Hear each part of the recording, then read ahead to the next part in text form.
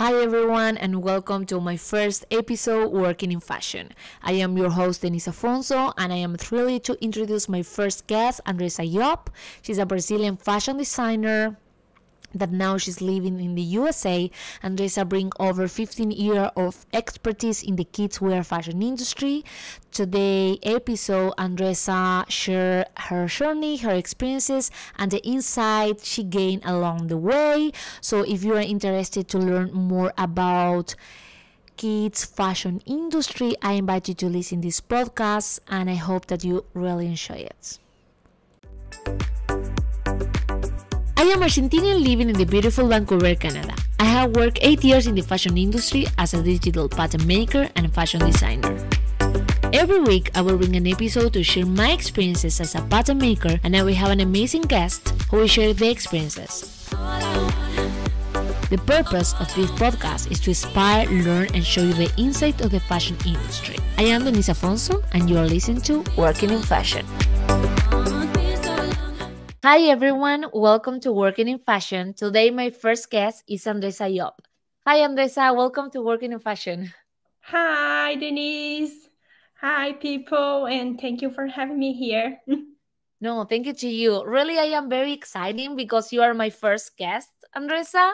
Oh, So yes, I hope that we have like a nice time together and maybe we can share your story and maybe inspire too.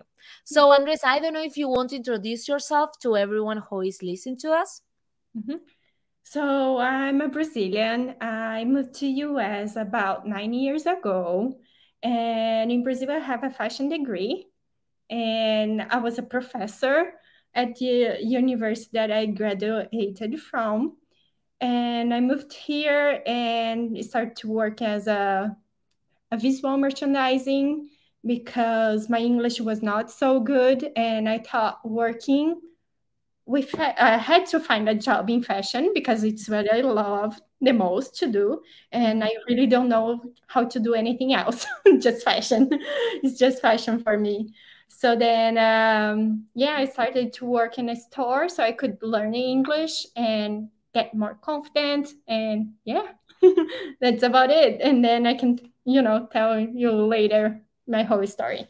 I love it. Great. Great, Andressa. So with the question that I always start my podcast is like, how did you start to work in fashion? Because I always say that my first career was I want to be a lawyer. Oh, Yes, because I started like even study like 2 years law because I was thinking, no, be a fashion designer is not a real career. It's better to be a doctor or maybe a lawyer. I don't know why. And I remember when I said to my family, no, I want to be a fashion designer, everyone was like so concerned, like, no, what you will do. So how was your process? How did you decide to study fashion design? How is to study fashion design in Brazil? And I know that Brazil is like they have a big fashion industry too, oh right? yeah. Yeah. Well, but Brazil is big, so there is a lot of Yeah. people that need to be dressed, right? Mhm, So, mhm. yeah. Yeah. I always knew that I was gonna not really be a fashion designer, but I was gonna work with something artsy because my grandma she used to sew my clothes and help me dress my Barbies. Now that Mhm. the Barbie movie is there, and Yeah. I can really relate because of the Barbie, I am what I am today. I'm a designer because she was my first client. Yeah. So when I told my parents, okay, uh, there was no school for me in the city that I'm from. I'm from south of Brazil, so Mm. I had to move to the other side of my state to start studying fashion. And I told my parents I'm gonna go because that's what I wanted to do. They were like, "Oh no, stay here and do design for a year and see if you like." And then I told them, no, I'm not going to throw away a year of my life. I want to be a fashion designer. So I'm going to move to where all the manufacturers are. And that's what I did. Wow. And Yeah. where did you move, Andressa? To Jaraguá do Sul. It's, Oh, okay. Yes, it's like a big city. Yeah. Yeah, it's a small city, but there is a Mhm. lot of small cities around with a lot of manufactories, and yeah, And it's how is a hub yes, place. and how is to study fashion design in Brazil? Like it's like 4 years, it's like a degree. How is education? So the one I did, it's 4 years. And Mm-hmm. then it's funny because I had in the beginning a lot of teachers from Uruguay and from Argentina as well. Yeah, yeah. It's funny because they would speak with us in Portuñol. Yeah, oh my gosh, yes, like a mix of Spanish and Yeah. Portuguese. Great. So yeah, and it's funny because I had that experience, and now we are meeting and Well, talking for sure. about Latin American people. So Yes. And Andressa, now how did you start to work on fashion? Like, did you start to work on fashion in the middle of the career, or when you finish, you apply? How is the process there? so since I was living in another city, I had to find a job, right? Because in Yeah. Brazil, you have when you do fashion school or any when you go to college, it's usually during the night because you have to pay for that. So most of Okay. the people have to work Mm. uh, during the day to help pay the bills, Mm-hmm. study during the night. And with me was not different. So when I was in like in the middle, on my second year, actually, I got into a program. It's called SCMC, Mm-hmm. and it's like the companies work with like the university to make a collection and help each other and help new designers. And Wow. then I was just on my second year. I knew anything about fashion yet. And I got into that, and it was really great because it helped me out to get my first internship. Wow. Yeah. Well, it's very important to have internships. Yes, it is. Even For though sure. my internship was not paying me at all, they were just paying me the bus that I needed to go to, to the company. But it still was a really nice experience because I learned a lot. And the really good part of that is that I was not just in the office working as an assistant. I would go learn how all the process works. So Yeah. I was going to be like sewing, or yeah, Cutters. Yes, yes. You can see all the step of the production. yes, So it was a good internship, right? That you can learn a lot yeah. for sure. Mhm. And Andressa, how did you start to work on kids? Like after university or? No, I was on my last year, and Uh-huh. I had to find it was an internship, but it's the one that it's required for you to graduate.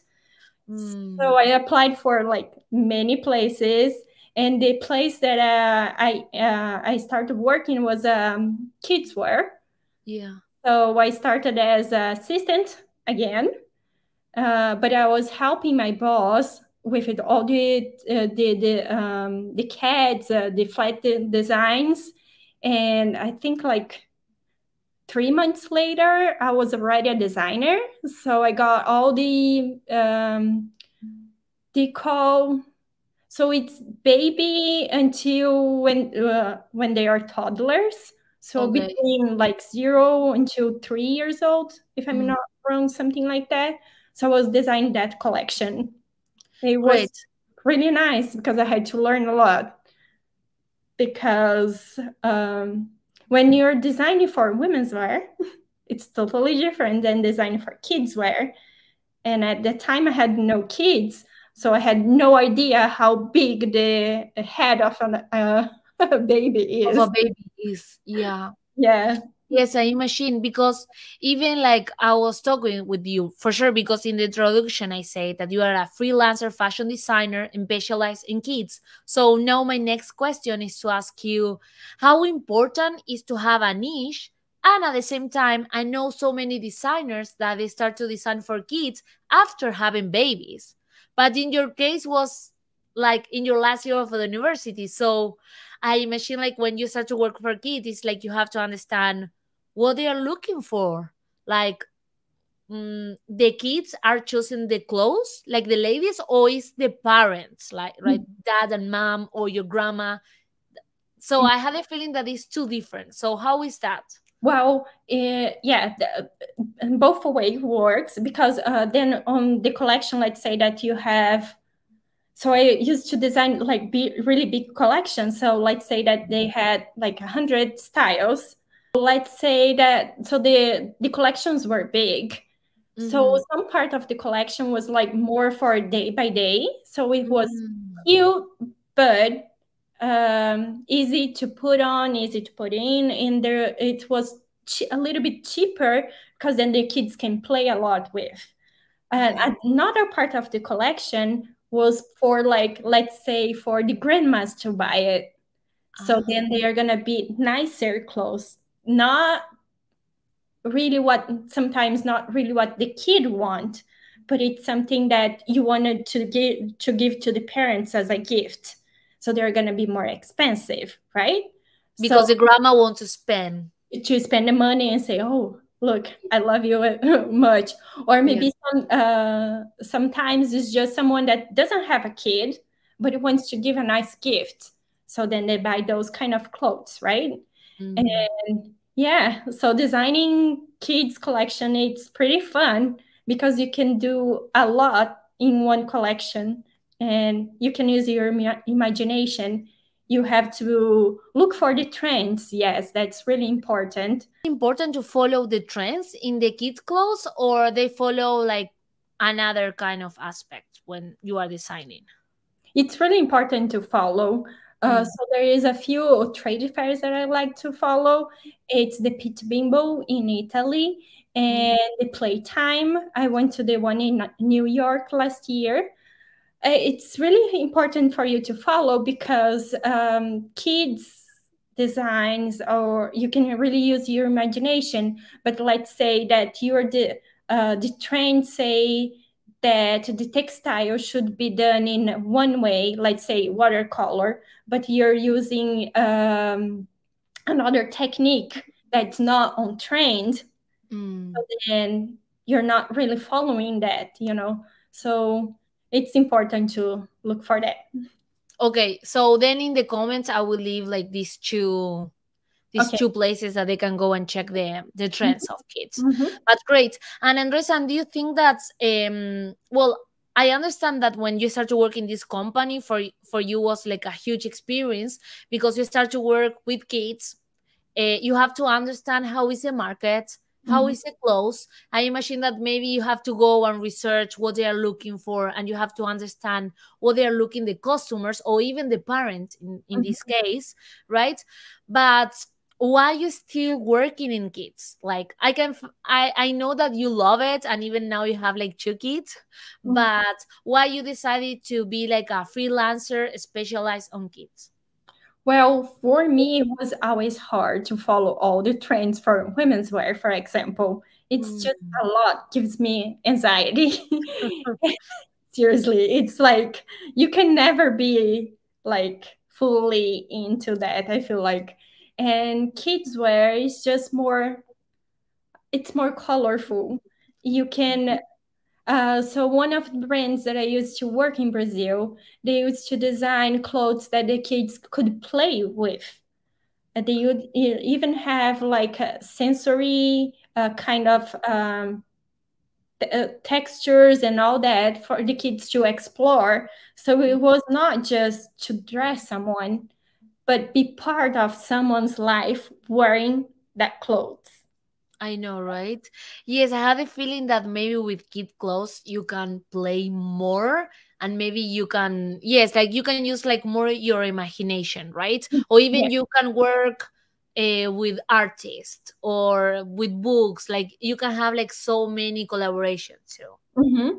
And you can, use your imagination even for design, like textile print that the kid can draw over it, or painting.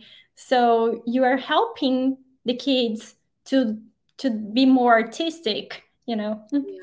exactly. And how was your experience moving to United States, to US? Because we already say that you are from Brazil, but you moved to US. How was experience? How was to work in Brazil? How was this process? So it was hard in the beginning, harder than I thought, because in Brazil I had all these amazing curriculum, and I was already someone. But then Yeah. I moved to US, and I had to find myself again because no one knew me. They would Mm, see my portfolio, but they say, "Hey, who are you? You speak funny," So I had to find my way in. So I like to say that I had to take a step back, maybe on my career to start rebuilding. But mm, I'm really proud of me where I am now because mm, I had that amazing experience in working in visual merchandising. So I could meet a lot of people. I could listen to a lot of accents, and that made me a better person and mm. made me understand more about different cultures. Because in Brazil, you don't have access to any other culture. It's just Brazilians, Yeah, exactly. So yeah, so made me a better person. And on my career, working as a visual merchandising, I had another point of view of fashion because I was selling. So I was understanding better what the customer need or what they want, or how to show them what they need, right? So Exactly. yeah. Yeah. Mhm. I understand you 100%. I am from Argentina, but I live here in Canada.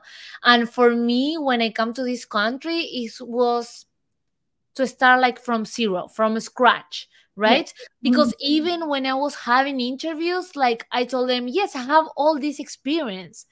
And I was thinking maybe they doesn't believe me, right? That I have all this experience in back in my country. And at the same time, you are like talking, speaking like another language, and you have to understand how is the market here, right? Mhm. Because it's like so different the customers. So for sure it was, I had a feeling that yes, it was a big challenge, but yeah. Yeah, it's really different because like in Brazil we work for seasonal collections, but Mm. most of the part it's summer It's collections. summer, exactly, yeah. You have a winter collection. The colors are going to be a little bit different, but Mm. it's shorter time, and you design more summer clothes, more colorful, more. And then when you are here, there is a lot of different uh, types of it's less colorful than in Brazil. And Yeah. let's say for when it's fall here, people like to wear some kind of colors, and the colors are gonna change, but they are just change a little bit, but it's still the same color. Like one year it's maroon, the other year it's a different kind of maroon, but it's just still the same. And Mm. then when it's coming close to like Easter time, it's gonna have pastel colors, and every year it's gonna be the same.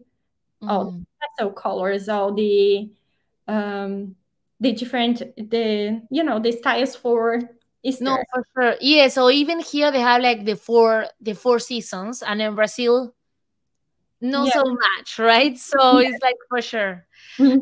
And Andressa, and how was to work in fashion and with English, right? Because English is our second language. So how was experience?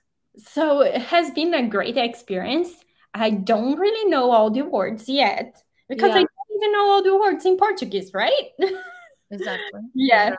but it's a good experience. And this book here, if I can share, helped me a Oh yeah, lot.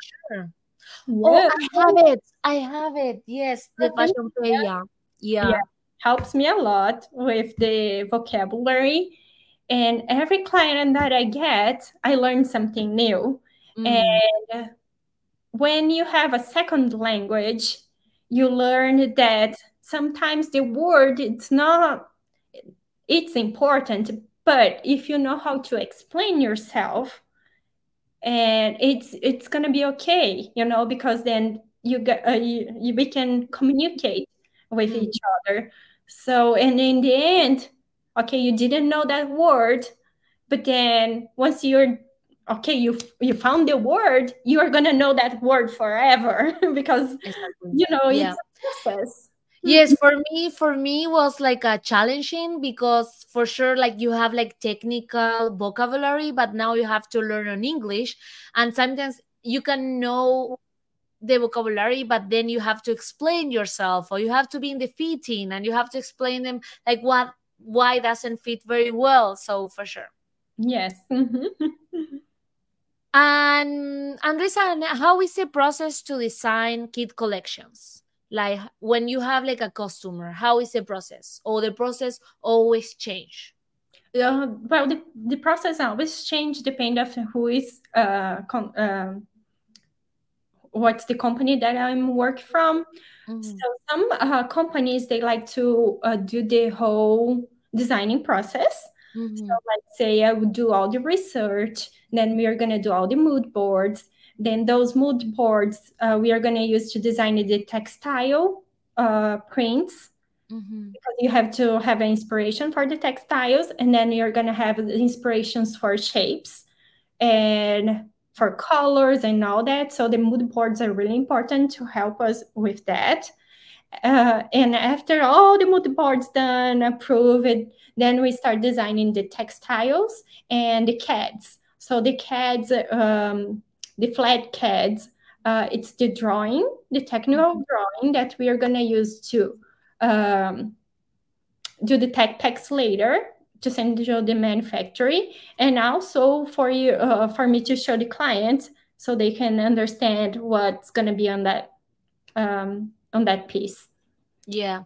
So Mhm. it's depend of the customer for sure. Yes. But Andresa, like you almost do everything, right? Because you design the collection, you can do tech pack, you can talk with the factories, like you offer all these services Yes. to the Mhm. customer. Oh, great. Yeah, Good I to know. offer all the service, even like sourcing the fabrics Mm, and finding the manufacturing, because some people's like startups, for example, they want to start up a new brand yeah. and then they don't need all those amounts of minimums, so they need little minimum quantities, so Mm, that the manufacturers here in US, it's a good option. It's gonna cost more, but yeah. at least you're not gonna have like 100 of Yes, this. 1,000 of Yeah. one short. Mhm. Yeah. Mhm. Yeah. Well, good to know because when you are a startup or you are already starting the fashion brand, they can go with you and you will give them all the contacts too, right? Yes. So Mhm. it's good to know. Mhm. And Andresa, what is the thing that you have to have in consideration when you are doing like a kid fashion collection? I imagine now that you say like maybe the fabric, the sizing, that even for ladies, they are always concerned about the gradings, how we will do the sizes. So what is the thing that you have to have in consideration, or what is the challenges that you find working in a startup, for I example? think first you have to understand what your customer is. For example, if you're gonna work with babies, Mm, it's a different kind of process because then you babies have diapers, right? So you're gonna have to find to make some pieces that it's good for that. But if mm, you're gonna work with, let's say, like kids, growing up kids, so then you have to follow more the trends because they're gonna want that, like teenagers or something, right? Mhm. mhm. What is the thing that you most enjoy to work with kids, and maybe the less that you say no, I don't like so much? So I do love that I can use my imagination. I, Mm, sit here and I start drawing. mm, And yeah, and then you can look for the trends, but you can make your own, you don't have to copy. You, yeah. you can just do your version of that. Mm. So, and what I don't like, ooh, that's a hard one. Maybe production. Yeah, production, yeah, can be hard, right? I know. Yeah, because then you have to make sure that the buttons are like really in there. The kids are not gonna eat, or you have to be. careful what you're using on the pieces. Yeah. Do you have any project or maybe customer that you are very proud that you work for them? Oh, the company that I used to work in Brazil, it's Oh yeah. called Malvi. Yeah, Yeah. it's a student. Okay. Yeah. Then we will leave the websites in the Yes. comments so the people they can go and check. Because even I know that your designs appear in Vogue, right? Yes, they are. Yeah, Great. I like them to be colorful. I can do both ways because I have Yeah. studies. So once you're a designer, you know that you're gonna have to um, do what the client wants, right? But Mm, I do like colors. I know. And I don't know if you want to tell us a little more about your Etsy shop because you sell your prints too, right? Yes, yes, I have an Etsy shop. It's with printable activities for Mm, the moms so they can print at home and do the activities with the kids. So it's mm. to help moms out there. Nice. I love it, Andressa. I find that you are very inspiring because I love like how you find this niche or this market, because even I think that like a fashion designer or even like a button maker, like you need like a specialization, right? Yes. I had a feeling that then you can find that it's better when you have a specialization because then you can they can pay you more and even you have like more knowledge too. And it was nice have you find like this niche of kids. Finally you love it, you learn about these markets. Now you have two kids so maybe you can understand more. And how you decided to start your freelance services, right? And working like for so many brands and making like offering like from the first idea to the production, right? Like you are involved in all these steps. So I found like very inspiring, and even that you have like a Etsy shop selling your prints. So congrats. Oh, thank you. Yeah, for me, working as a freelance, it's perfect because then I can make my own hours. I can Mhm. still enjoy my kids while Mm, they're little, and it's amazing because I sometimes I wake up early in the morning and then I mm. work until they're sleeping. If I'm lucky, I can work 2 hours Yeah. without anyone up. But then I can stop, do whatever I have to do with the kids, and come back later when my husband is home. Mm. So I really enjoy doing that because, yeah, it's Yes, and even you can work to different projects, right? Like yes. maybe one is like more colorful collection, and maybe another one they use linen. I am not sure. Mhm. Like you never know. Yeah, and you ended up knowing more about the industry For if sure. I was Yeah. just working in the same company, right? And yeah, and sometimes and what's amazing is that sometimes I'm working here, like I'm US and you are in Canada. Mm.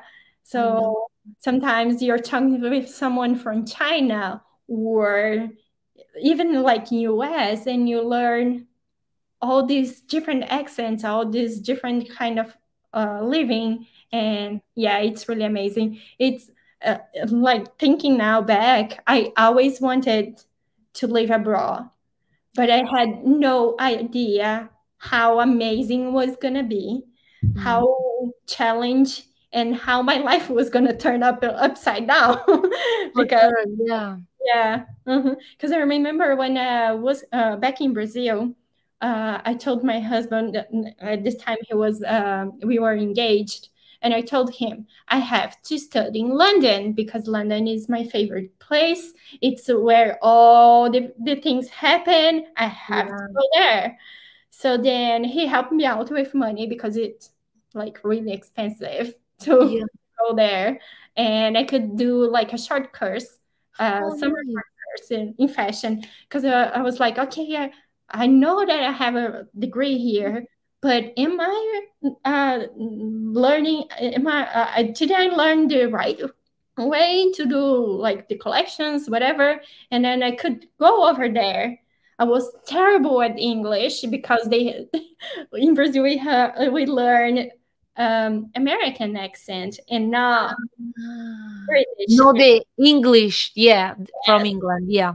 So it was terrible. I couldn't understand, but I couldn't pick back. But at the same time was amazing because I was like, yes, I'm doing the right thing in this fashion industry, because they taught the same way as I learned. They just have a different inspirations, because when you are in Brazil, or you're gonna have your inspirations, or you're gonna study, like, let's say the 80s. Our 80s is different the 80s from another country, Yeah, yeah, for sure. Mhm. But even, you know what, I found that very inspiring and very nice to have a podcast, because even I can connect with so many people. Even I have a podcast in Spanish, and I am connecting like like a Spanish guy living in London. I Mhm. can find someone who is living in Swiss, in China. Like, you never know, you can connect. And even I found that fashion is like a global, it's like a professional that is the same profession in all the countries, right? Yes. Because we work with the same, like, inspiration, mood boards, for sure. Then you can find different kind of things, but everyone, we work the same way, This- right? yes, yeah. It's amazing that, yeah, yeah. Even a friend of mine, she has a podcast too. Oh, nice. Yes, you told me. Yeah. And she interviews people that work in fashion, Brazilians work in fashion abroad, like, Mm, so it's kind of what you do in Spanish, but she does in Portuguese. in Portuguese. Look Yeah. at that. I have to meet her. I will invite her for sure to this podcast. Yeah. And Andressa, I really enjoyed this talk, and I thank you so much for coming. But my last question is like, which kind of advices you can give to a startup, or even a person who wants to start like a kid collection? Which advices you can give them? well, first of all, they need to do a lot of research. They Mm. need to know for what they want, what product they want to make, what's gonna be the quality of that, if they're gonna fight for price, or if they are gonna be different, they want to do different. So they have to study a lot and make sure that they are going to have the money that they need for, because if you it's really expensive to do a new brand, because then you have to think in all the legal, and I don't even, like, The legal part, yeah. stuff. I'm not really into that. But then once you start designing, you have to do your logo brand. You have to find it, make sure that for who are you selling, and then you have to start doing all the research to start designing the collection, and then you need to find someone that's going to produce that for you. So it's a lot of work, so you Mm. have to have a lot of patience and study before and after and during, and always study. For sure. Okay. Andressa, thank you so much for coming to my podcast. I love that you share your story, because I find like a very powerful woman that she studied fashion design. She started to work in kids fashion brands. You understand the markets. You moved to USA, and I know how difficult it is to move to a new country, start from zero, speak a second language, start to work again on fashion, and now have your own business about freelancer. So I want to say thank you so much, and I hope that all the people who is listening to us, like, go and follow her. And even if you want to start like a fashion brand of kids, go. She offer all her services. And thank you so much, Andressa, I really enjoy it. You, I appreciate you taking the time to let me talk about myself and my work. And yeah, if someone wants to design kids collection, please let me I know. will. Yeah, Yes. follow my Thank Instagram. you. Yeah, thank you, Andressa. Thank you for being my first guest. So thank you so much. And for sure, I will leave all the comments and all the Instagram, website, everything about Andressa. So if you need her services, you can follow her or even send her a message. And thank you so much to all the people who is listening this podcast. I see you in the next chapter. And thank you, Andressa. Thank you. Ciao. Bye. Ciao, ciao. Thank you so much for joining me today on Working in Fashion. I hope that you enjoy it. If you find value in today's episode, I would greatly appreciate it if you can take a moment to subscribe, leave a review, and share this podcast. For more information of my services or to connect with our guests, visit my website. Until next time, stay curious and keep exploring.